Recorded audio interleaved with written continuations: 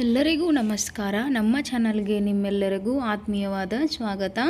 ಮತ್ತು ನೋಡ್ರಿ, big boss season 11 ಅಂದ್ರೆ 11 ಶುರುವಾಗೈತಿ. ಇದು ಮತ್ತೊಂದು ಹೋದ ಸೀಸನ್ ಹೇಳಬೇಕು ಅಂದ್ರೆ ಸೀಸನ್ ಸ್ಟಾರ್ಟ್ ಆದಮೇಲೆ ಪಾಸಿಟಿವ್ ನೆಗೆಟಿವ್ ಭಾಳ ಪಾಪ್ಯುಲರ್ ಆಗಿನ ಹೋಯಿತು ಸೀಸನ್ 10. ಇವಾಗ ಸೀಸನ್ 11 ಬಂದೈತ್ರಿ. ಇದು ಸ್ಟಾರ್ಟ್ ಆಗೋಕ್ಕಿಂತ ಮುಂಚೆನೇ ಭಾಳ ಗಾಸಿಪ್ ಒಳಗೆ ಸ್ಟಾರ್ಟ್ ಆಯ್ತು. ಅಂದ್ರೆ ನಮ್ಮ ಸುದೀಪ್ ಸರ್ ಆ್ಯಂಕ್ರಿಂಗ್ ಮಾಡಂಗಿಲ್ಲ ಅಥವಾ ರಮೇಶ್ ಅರವಿಂದ್ ಅವ್ರು ಬರ್ತಾರಂತಾಯಿತು. ಇನ್ನು ಕೆಲವೊಂದು ಸರಿ ಉಪ್ಪಿ ಸರ್ ಬರ್ತಾರತ್ ಪ್ರೊಮೋ ಟೈಪ್ ಮಾಡಿದರು. ಏನೇನೋ ಆಗೋಗ್ಬಿಡ್ತು.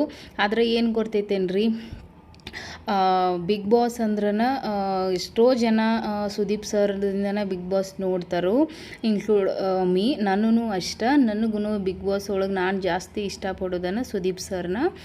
ಅವ್ರಿಗೋಸ್ಕರನ ನಾನು ಬಿಗ್ ಬಾಸ್ ಹುಚ್ಚತ್ತ ಹೇಳ್ಬೋದು. ಹಾಗಾಗಿ ಈ ಸಾರಿ ಹೊಸ ಅಧ್ಯಾಯ ಏನಂತ ಹೇಳಿದಾರೆ. ಹೋದ ಸಾರಿ ಸೀಸನ್ ಒಳಗೆ ಸೀಸನ್ ಸ್ಟಾರ್ಟ್ ಆದಮೇಲೆ ಜಗಳ ಅದು ಇದು ಸೀಸನ್ 10 ಮಾತ್ರ ಭಯಂಕರವಾಗಿತ್ತು. ಆದರೂ ಭಾಳ ಇಷ್ಟ ಆಯ್ತು. ಭಾಳ TRPನೂ ಬಂತು. ಈ ಸಾರಿ ಇನ್ನೂ ಸ್ಟಾರ್ಟ್ ಆಗಿಲ್ಲ. ಇವಾಗನ ಭಯಂಕರವಾಗಿ ಕಾಂಟ್ರವರ್ಸಿ ಒಳಗೆ ನಡೆಯಾಕತ್ತೈತಿ.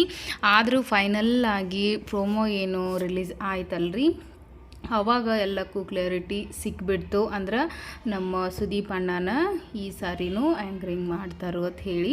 ಅಲ್ಲಿವರೆಗೂ ಅವ್ರು ಮಾಡ್ತಾರೆ ಇವ್ರು ಮಾಡ್ತಾರೆ. ಎಷ್ಟೋ ಜನರು ಸುದೀಪ್ ಸರ್ನ ಇಷ್ಟ, ಅವ್ರಿಗೋಸ್ಕರನ ಇದನ್ನು ಬಿಗ್ ಬಾಸನ್ನು ನೋಡ್ತಿರ್ತಾರಲ್ಲ. ಹಾಗಾಗಿ ಎಲ್ಲರಿಗೂ ಈ ಸಾರಿ ಅವ್ರು ಬರಬಾರ್ದು ಇವ್ರು ಬರಬಾರ್ದು, ಸುದೀಪ್ ಸರ್ ಇದ್ರನ ಬಿಗ್ ಬಾಕ್ಸ್ ಅಂದ್ರನ ಸುದೀಪ್ ಸರ್, ಹೀಗೆಲ್ಲ ನಡೆದೇ ಇತ್ತು ಮಾತು.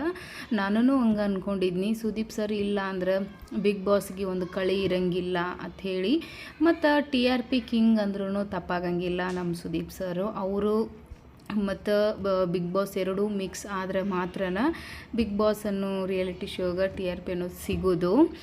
ಈ ಸಾರಿ ನೋಡ್ಬೇಕ್ರಿ, ಯಾರ್ಯಾರು ಕಂಟೆಸ್ಟೆಂಟ್ ಯಾರ್ಯಾರು ಅವರು ಇವರು 108 ಐತಿ.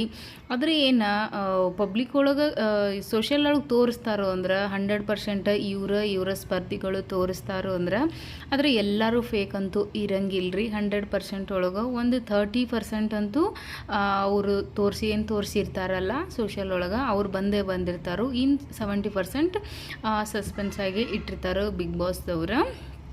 ಹಾಗಾಗಿ ಯಾರು ಬರ್ತಾರೋ ಯಾರಿಲ್ಲ ಒಂದು ಕುತೂಹಲ ಐತ್ರಿ. ಅದಂತೂ ಎಲ್ಲ ಕ್ಯಾಟಗರಿದಿಂದ ಒಬ್ಬೊಬ್ಬರು ಬಂದೇ ಬರ್ತಾರೋ, ಅದ್ರಾಗಂತೂ ಡೌಟೇ ಇಲ್ಲ. ಹಾಗಾಗಿ ಈ ಸಾರಿ ನೋಡಬೇಕು, ಹೊಸ ಅಧ್ಯಾಯ ಅಂತ ಹೇಳಿದಾರಲ್ಲ, ಏನೇನು ಆಗ್ತೈತಿ ಅನ್ನೋದ ನೋಡುಣ್ರಿ. ಭಾಳ ಕುತೂಹಲವಾಗಿಯೂ ಐತಿ ಈ ಸಾರಿ. ಮತ್ತು ಎಲ್ಲರ್ಕಿಂತ ಜಾಸ್ತಿ ನಮ್ಮ ಸುದೀಪ್ ಅಣ್ಣ ಅವರಿಂದನೇ ಭಾಳ ಇದು ಆಗಿಬಿಡ್ತು ಅಂತ ಹೌದು. ಯಾಕಂದ್ರೆ ಅವರು ಈ ಸಾರಿ ಆ್ಯಂಕರಿಂಗ್ ಮಾಡೋಂಗಿಲ್ಲ ಅನ್ನೋದು ಒಂದು ಎಲ್ಲರಿಗೂ ಟೆನ್ಷನ್ ಆಗಿಬಿಟ್ಟಿತ್ತು.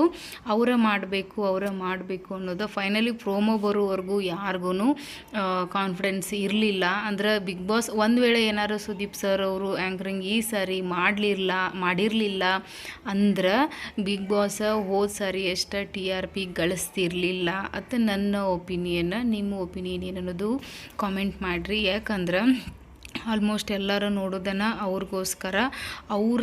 ಅವ್ರಂಗೆ ಬಿಗ್ ಬಾಸನ್ನು ಹೋಸ್ಟ್ ಮಾಡೋಕ್ಕೆ ಯಾರ ಕಡೆಯಿಂದನೂ ಸಾಧ್ಯ ಇಲ್ಲ.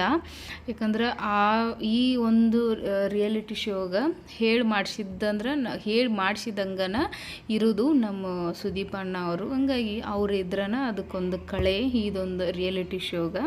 ಹಾಗೆ ಅವರು ಯಾವಾಗ್ಲೂ ಬಿಗ್ ಬಾಸನ್ನು ಬಿಟ್ಕೊಡಂಗಿಲ್ಲ. ಅವ್ರದ್ದು ಎಷ್ಟು ಒಂದು ಇಂಟರ್ವ್ಯೂದಾಗ ಹೇಳಿದ್ರು ಅವರು, ನನಗೂ ಟೈಮ್ ಇರಂಗಿಲ್ಲ, ಅದಕ್ಕೆ ಅಲ್ಲಿ ಒಂದು ಶೂಟಿಂಗ್ ಹೋಲ್ಡ್ ಮಾಡಿ ಇಲ್ಲಿ ಬರಬೇಕು, ಇಲ್ಲಿ ಶೂಟಿಂಗ್ ಹೋಲ್ಡ್ ಇಟ್ಟು ಅಲ್ಲಿ ಹೋಗಬೇಕು, ಇದೆಲ್ಲ ಅವ್ರು ಹೇಳಿದಾಗ ಎಲ್ಲ ಜನರಿಗೆ ಕನ್ಫ್ಯೂಸ್ ಆಗಿಬಿಟ್ಟಿತ್ತು ಒಂದು ಟೈಮ್ದಾಗ.